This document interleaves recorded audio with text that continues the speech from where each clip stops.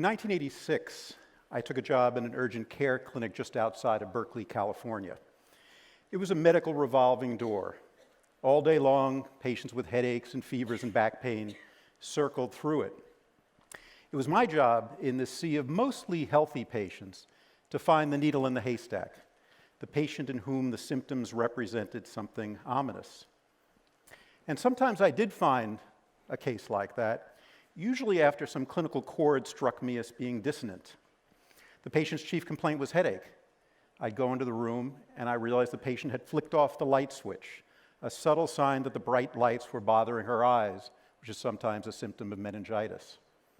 Or the patient's chief complaint was joint aches, and on exam I felt a few lymph nodes, not all that impressive, or maybe in the mouth there was a small ulcer.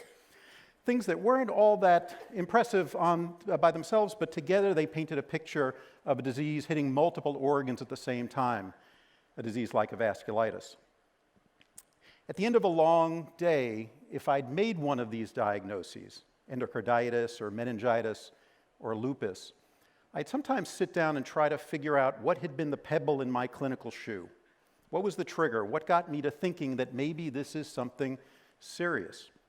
Sometimes it was obvious what it was. There was a clear piece of data that had been the trigger, but oftentimes it wasn't.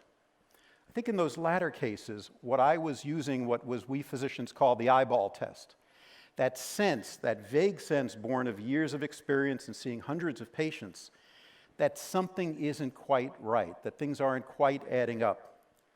It's that sense that triggers the, I wonder if this could be, section of the experienced physician's brain. You might call it intuition, the marriage of experience and instinct. Well, today, in this age of brilliant technologies, the notion of professional intuition, of the eyeball test, indeed of professional expertise itself, is under assault.